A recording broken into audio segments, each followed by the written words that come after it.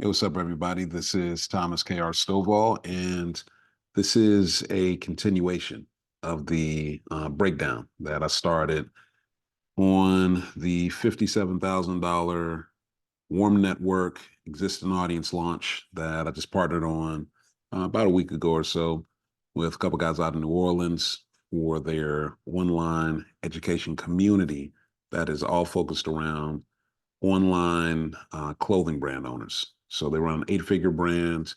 They have a great training they've been running for the last year and helping other clothing brand owners get to their first 1,000, their first 2,500, their first $10,000 month, their first three $10,000 months in a row, and scaling beyond.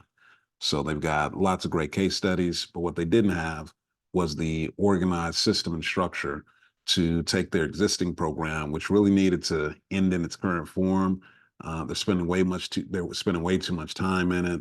They didn't know how to make their sales system evergreen.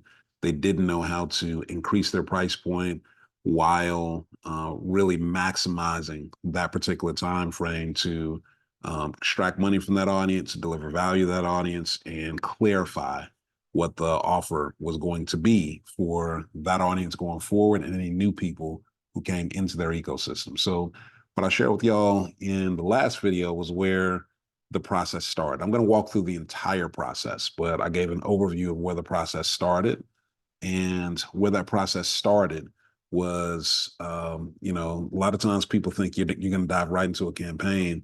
When I'm doing a warm network campaign and really trying to extract tens of thousands or even hundreds of thousands of dollars inside of days to weeks without even using ads, there's nothing, and don't get me wrong, there's nothing wrong with ads.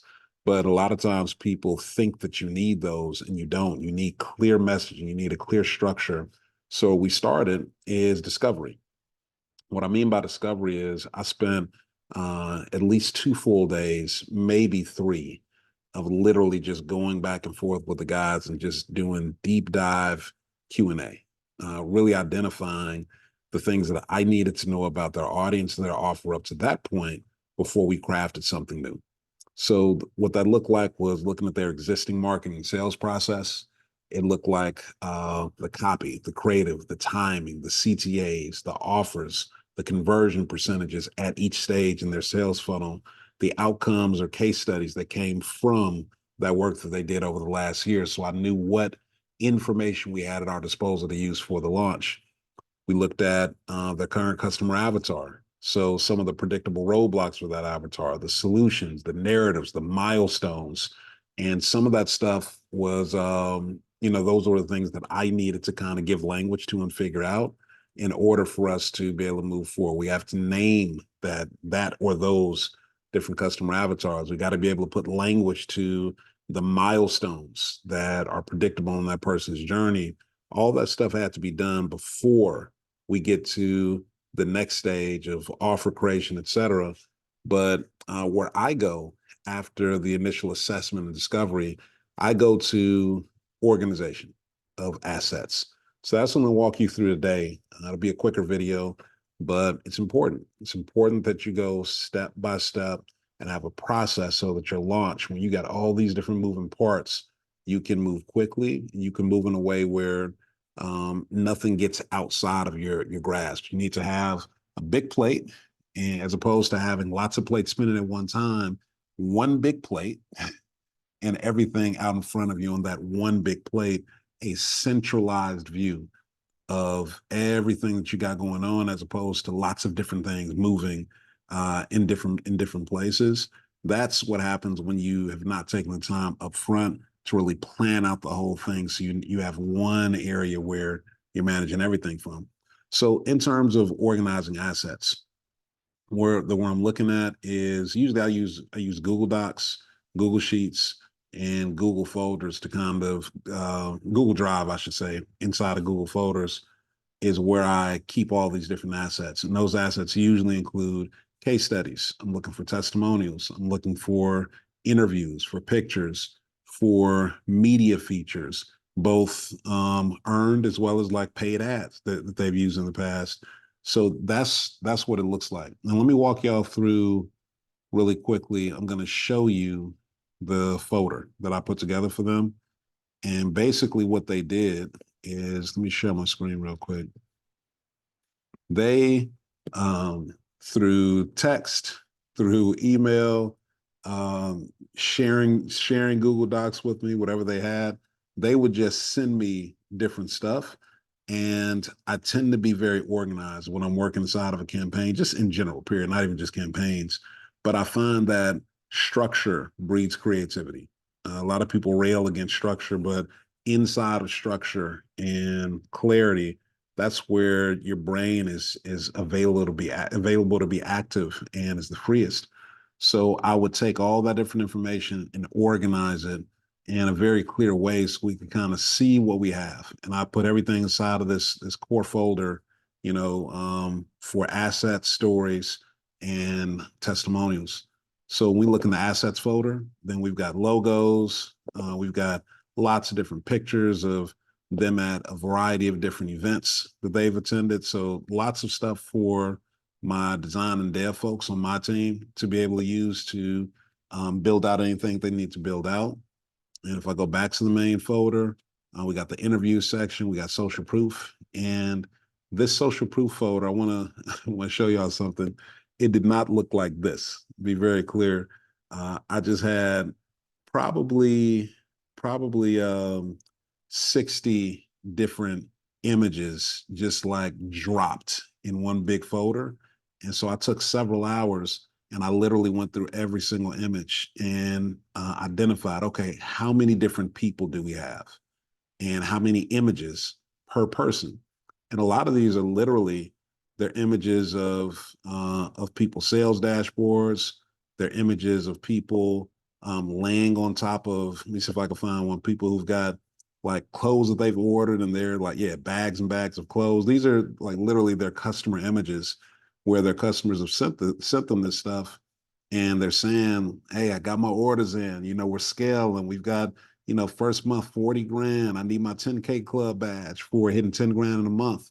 So it's literally all these different stories that have come in from their customers um, in the form of visuals. But we need to organize these. So there are the visual stories that are like the pictures that we'll use.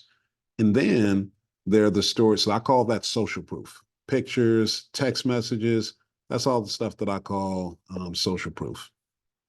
Now, the stories, this is not the part I want to go with. I want to go to the testimonials. The testimonials are a little bit different. The testimonials I organize also in terms of once I've got what the narratives are that we're using for our customer avatars and what the milestones are and things like that, that allows me to identify which stories that I want to tell first once I actually have those stories. So the folders are labeled inside of the different milestones. So we've got 5 different milestones. I gave labeling, naming to each one of those milestones. Activate your vision is milestone 3. Grow your vision is milestone 4. Expand your vision. This is all around what scale they're at in their business, what numbers they've hit. And inside the activate your vision folder, then we've got, the order based again on how effectively these stories really map onto who the customer avatar is going to be or is at this particular stage, this particular milestone.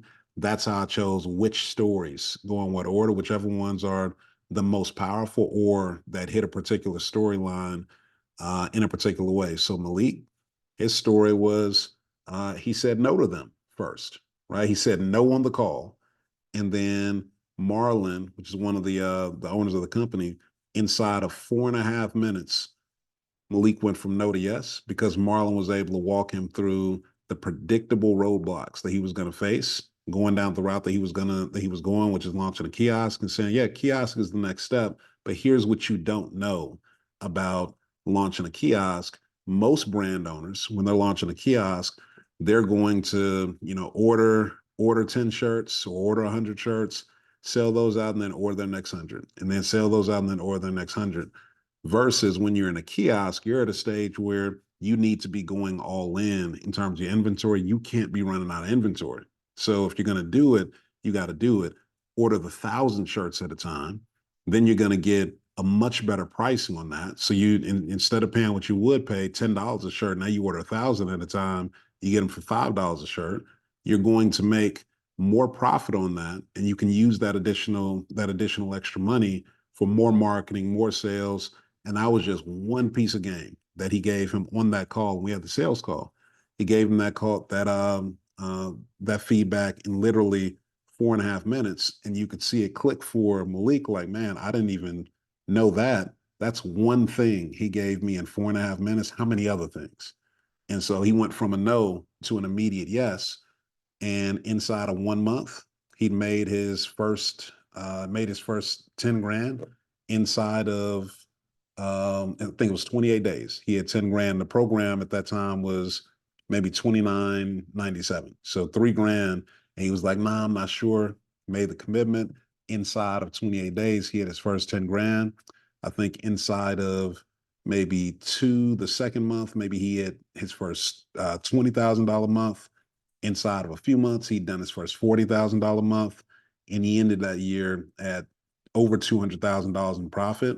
Where the year before, he had done, I think, $40,000 in sales total.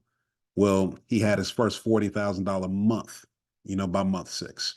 So it was a fantastic story to actually say, hey, listen, I know it's a big commitment, the $3,000, or at least it feels like it. But what you don't know is how much you're missing by not taking that step. And here's somebody who's where you are right now. Matter of fact, they said no. But here's why 4.5 minutes later, that no went from a yes. And here's what happened on the other end. So that's why we started with Malik. But Lespencia, she was a totally different case. She already had a physical location. So this, we were able to tell a totally different story of somebody who wasn't starting from scratch. She was already doing well. And what did she learn inside of that program that took her to the next level? And then there's Quan. Quan was a high school student, met Marlon when he was still in high school, graduated 6 months later, took his actual graduation money and started this business selling clothes, following their blueprint from day one. And inside of a couple months, he's a freshman in college, had his first $40,000 month. So these are amazing, rich stories that we were able to organize based on how well they fit into crafting a very particular narrative for the customer avatar who we were looking to touch. So there's testimonials, and then there's the pictures that tell the story, and then there's also interviews, which are a different format. So the way that I take all those things, excuse me, and use them in a way inside of different campaigns that tell that story visually is a proof page. So, you separate these things out. Testimonials are distinct from interviews, which are also distinct from the pictures. And what I do that I haven't seen a lot of people do, you see pages like this, but they're very sloppy. You just got a bunch of different images. You can't tell what's what. I like to make sure it's really clear that we see the person's name and all the images that are associated with that individual person, so we can tell a clear story and we can clearly see, okay, there's not just a bunch of pictures on here. There's actually 20 different people who are all telling the same story. Man, this evidence is adding up. So you got to be able to tell these stories visually in a way where it just becomes almost in the background of the person's mind as they're seeing this different evidence, that the conclusion that you can draw is pretty evident.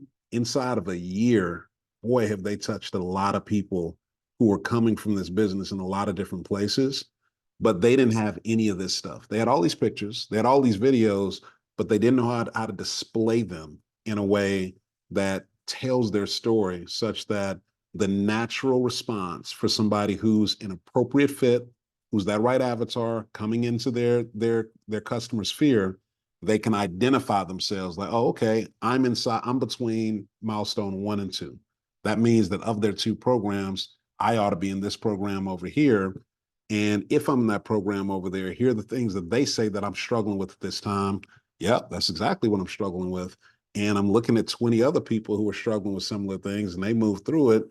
And they say that my next actions should only be these two things in order to go from 1,000 to 2,500. And once I'm there, here's my next actions to go from 2,500 to 10 grand.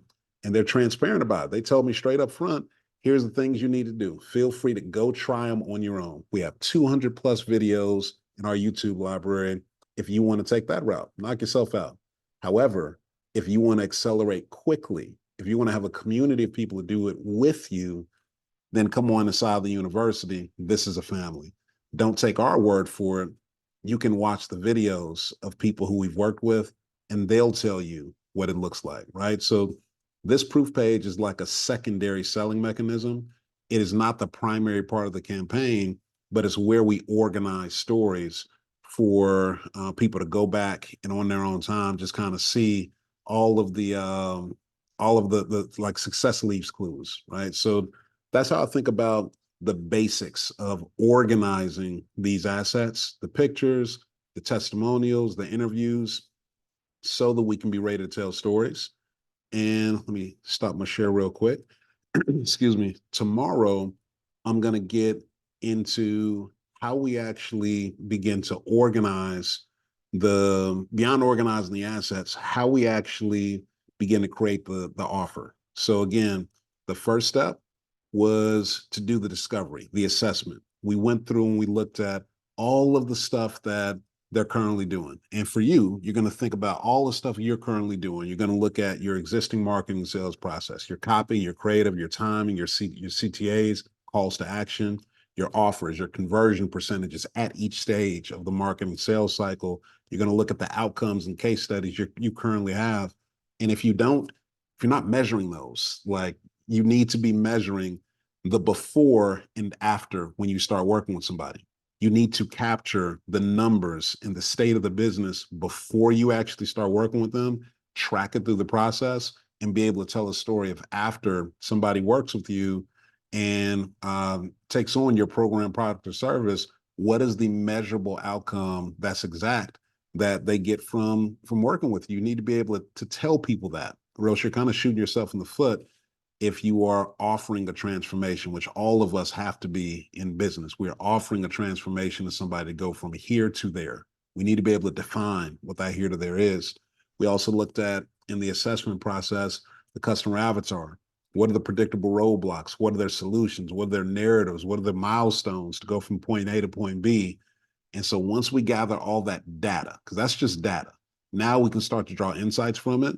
The second step is to organize all of our testimonials, all of our case studies, all of our interviews, all of our pictures, all of our media features, organize all of those elements that help us tell our visual story and verbal story of transformation, all that social proof. And we're just going to organize those assets and any like logos and stuff like that, get all of that in one central place so that as we move through the rest of the campaign, we're not searching for things all over the place and we can move quickly when we need to. Tomorrow, we're going to talk about the offer creation process. And inside of that offer creation process, there's a lot of nuance to what we offer, the timeline for it. I like to have deadlines, be present to make sure that people have a reason to buy now versus someday, one day, because someday, one day just doesn't happen a lot of times. So you want to anchor that sale inside of a deadline. And the best way to do that is for there to be something to lose or miss out on if they don't take action now. And there's a few different ways you can do that. And we'll talk about those things tomorrow. So I hope this is helpful. And check in tomorrow. I'm going to be giving away every single day the frameworks, the principles, the things that I do in real life, in my real businesses to drive revenue and help you amplify daily. Y'all take care.